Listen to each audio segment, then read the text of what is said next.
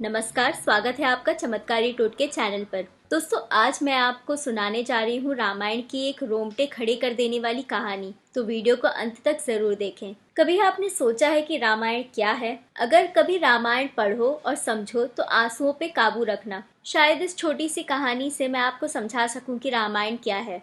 एक रात की बात है। माता कौशल्या जी को सोते में अपने महल की छत पर किसी के चलने की आहट सुनाई दी। नींद खुल गई। पूछा, कौन है? मालूम पड़ा श्रुत कीर्ति जी, उनकी सबसे छोटी बहू यानी कि शत्रुघ्न जी की पत्नी है। माता कौशल्या जी ने उन्हें नीचे बुलाया। श्रुत कीर्ति जी आई, चरणों में प्रणाम कर खड़ी हो गईं। माता कौशल्या जी ने पूछा, श्रुति, इतनी रात में अकेली छत पर क्या कर रही हो बेटा? क्या नींद नहीं आ रही? शत्रुघ्न कहाँ है? श्रुत कीर्ति जी की आंखें भर आईं। माँ की छाती से चिपटी और गोद में सिमट गईं। बोली, माँ, उन्हें तो देखे हुए 13 वर्ष हो गए। उफ! कौशल्या जी का हृदय कांप कर छटपटा गया, परंतु आवाज लगाई। सेवक दौड़ कर आए। आधी रात ही पालकी तैयार हुई। आज शत्रुघ्न जी की खोज होगी। और माँ कौशल्या जी चल पड़ी। आपको मालूम है शत्रुघ्न जी कहाँ मिले? अयोध्या जी के जिस दरवाजे के बाहर भरत जी नंदीग्राम में तपस्वी होकर रहते थे, उसी दरवाजे के भीतर एक पत्थर की शिला है। उसी शिला पर अपनी बाह का तकिया बनाकर लेटे मिले। माँ सिरहाने बैठ गईं। बालों में हाथ फिराया तो शत्रुघ्न जी ने आंखें खोली और बोले, माँ। उठते ही चरणों में गिर गए और कहा, आपने कष्ट क्यों किया? मुझे बुलवा लिया होता। माँ ने कहा, शत्रुघ्न यहाँ क्यों? शत्रुघ्न जी की रुलाई फूट पड़ी।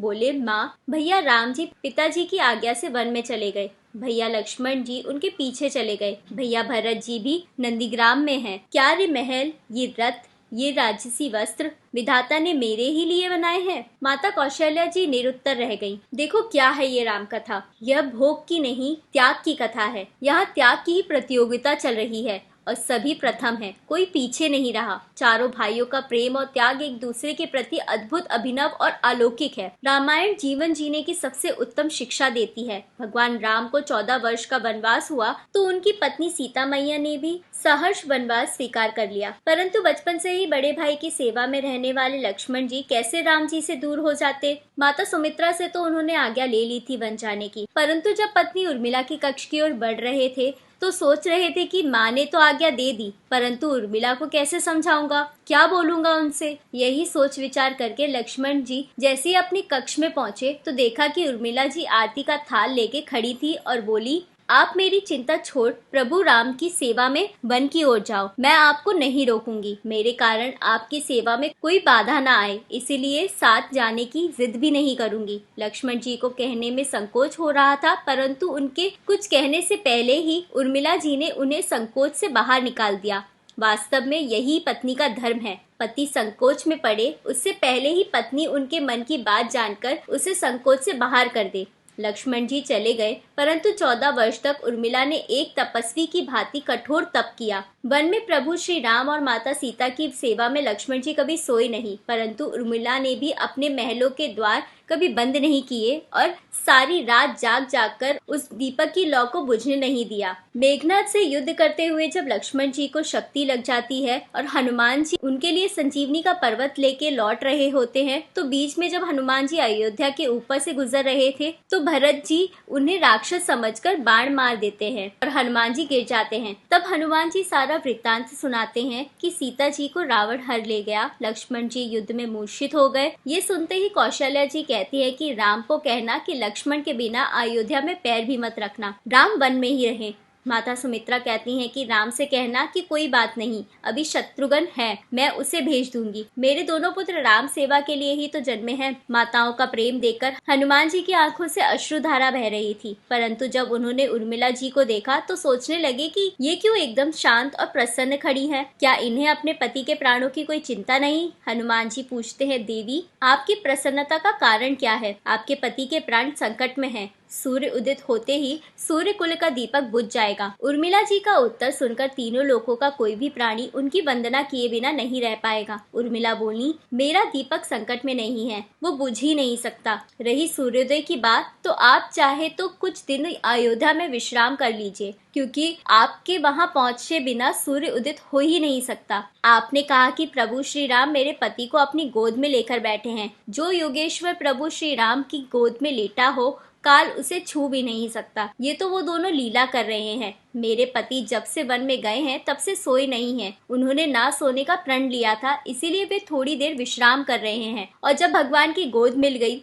तो थोड़ा विश्राम ज्यादा हो गया। वे उठ जाएंगे। और शक्ति मेरे पति को नहीं लगी है, शक्ति तो प्रभु श्री राम को लगी है। मेरे पति की हर श्वास में राम है, हर धड़कन में राम है, उनके रोम रोम में राम है, उनके युग की बूंद बूंद में राम है। और जब उनके शरीर और आत्मा में ही सिर्फ राम है तो शक्ति श्री राम जी को लगी है और दर्द श्री राम जी को हो रहा है। इसीलिए हनुमान जी आप निश्चिंत होकर जाएं, सूर्य उदय नहीं होगा। राम राज्य की नींव जनक जी की बेटियां ही थी, कभी सीता तो कभी उर्मिला। भगवान राम ने तो केवल राम राज्य का कलश स्थापित किया, परंतु वास्तव में राम राज्य इन सबके प्रेम, त्याग, समर्पण और बलिदान से ही आया। जिस मनुष्य में प्रेम, त्याग और समर्पण की भावना हो, उस मनुष्य में राम ही बसता है। कभी समय मिले तो अपने वेद, पुराण, गीता, रामायण को पढ़ने और समझने का प्रयास कीजिए। जीवन को एक अलग नजरिए से देखिए तो जीने का सहूर मिलेगा। और इस महाकाव्य को साझा करती हैं ये पंक्तियां। लक्ष्मण